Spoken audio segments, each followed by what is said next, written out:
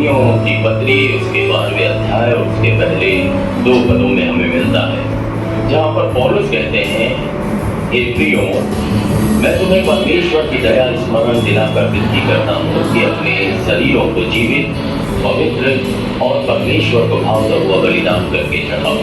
यही तुम्हारी आत्मिक आराधना है। और इस संसार के सदस्य न बनो, परंतु तुम्हारे मन के नए हो जाने से तुम्हारा चाल चलन बदलता जाए, जिससे तुम परमेश्वर की भली, भावती और सिद्ध इच्छा अनुभव से मालूम करते जाओ। आज की सुबह के लिए जब मैं प्रभु से बात कर रहा था और प्रभु से मांग रहा था कि क्या वचन प्रभु ने आप लोगों के लिए इस प्रातः, मेरे लिए इस प्रातः रखा है, तो ये वचन मेरे सामने था जिसमें एक महत्वपूर्ण बात हम पाते हैं और वो है परमेश्वर की इच्छा। कैसे हम परमेश्वर की इच्छा को अपने जीवन में जान सकते हैं। हम जहाँ पर हैं, जिस परिस्थिति में हैं, जिस दौर से गुजर रहे हैं, उस परिस्थिति में, उस स्थान पर परमेश्वर की हमारे लिए क्या इच्छा है, और इसको जानने के लिए पौलुस 2 महत्वपूर्ण बातें बता रहे हैं। एक तो अपने आप को पूर्णतः प्रभु को समर्पित कर देना, और दूसरा अलगाव का जीवन व्यतीत करना। और जब हम प्रभु के चरणों में अपने आप को समर्पित करते हैं, पूर्ण रीति से समर्पित करते हैं, और हम अपने आप को अलगाव में रखते हैं, संसार से अलग, तुम्हारे मन के नए हो जाने से तुम्हारा चाल चलन बदलता जाए, जिससे परमेश्वर की सिद्ध इच्छा हम जान सकते हैं। 7 बातें इस प्रातः संक्षिप्त में मैं आपके सामने रखूंगा। जब हम इस स्थान पर रखे गए हैं, चाहे डॉक्टरी सेवकाई में, चाहे कॉलेज की सेवकाई में, चाहे स्टाफ के रूप में, अलग अलग क्षेत्रों में, अलग अलग विभागों में प्रभु ने हमें रखा है। पढ़ने के लिए प्रभु ने हमें रखा है। इस स्थान पर प्रभु हमें लेकर आए हैं कि हम चंगाई को पाएं। जो भी स्थितियां हमारे सामने हैं, उस स्थिति में, उस परिस्थिति में हम परमेश्वर की इच्छा को कैसे जाने। 7 बातें।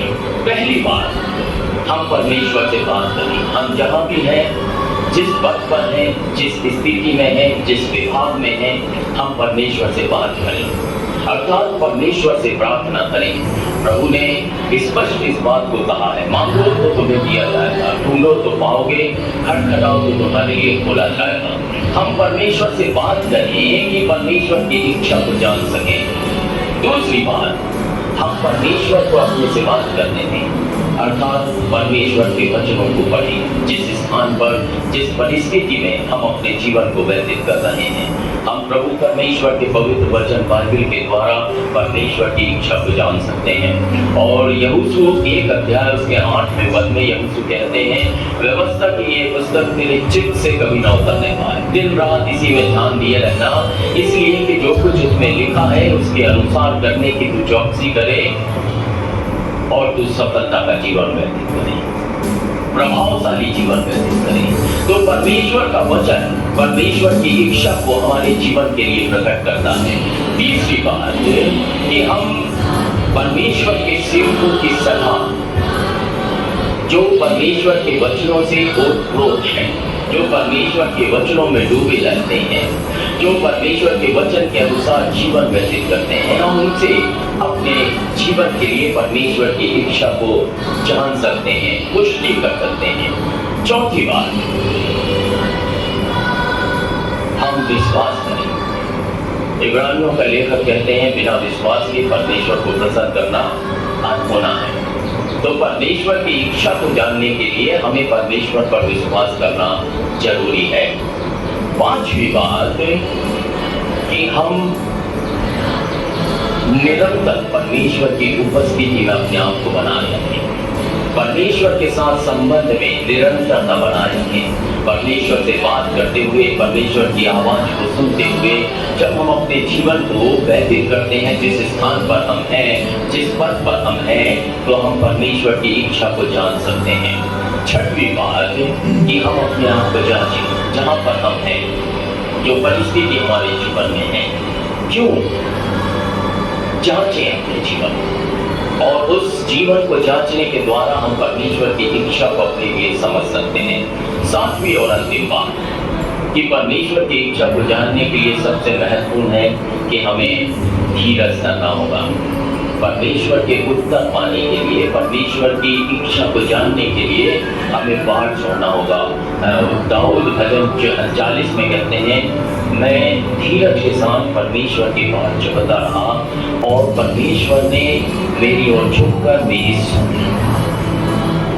तो परमेश्वर की इच्छा को जब हम अपने जीवन के लिए जानना चाहते हैं तो ये 7 बातें महत्वपूर्ण हैं। आधार इस बात पर है कि हम अपने आप को संपूर्ण रीति से प्रभु के चरणों में समर्पित कर दें और हम एक अलगाव का जीवन व्यतीत करें। और उसके साथ ये 7 बातें हमारे लिए सहायक होती हैं कि हम परमेश्वर की इच्छा को अपने लिए जान सकते हैं। पहली बात, परमेश्वर से बात करें, प्रार्थना करें। दूसरी बात, परमेश्वर की आवाज को सुने, परमेश्वर को बात करने का मौका दें, प्रभु के वचनों को पढ़ें। तीसरी बात, हम प्राचीनों से सम्मति लें, सलाह लें, परमेश्वर की इच्छा जानें। चौथी बात, परमेश्वर पर विश्वास रखें। पांचवी बात कि हम निरंतरता में परमेश्वर के साथ संबंध को बनाए रखें। छठवीं बात कि हम अपने आप को जांचें। और सातवीं बात कि हम परमेश्वर की बाट जोहें। और परमेश्वर की इच्छा को जब हम अपने जीवन के लिए जांचते हैं तब हम जिस स्थान पर हैं उस स्थान पर हमारा एक प्रभाव होता है, उस स्थान पर हमारे कार्यों में सफलता होती है, उस स्थान पर प्रभु की आशीषें होती हैं, उस स्थान पर परमेश्वर की महिमा को लोग देखने पाते हैं। तो अपने जीवन के लिए परमेश्वर की इच्छा को जानें।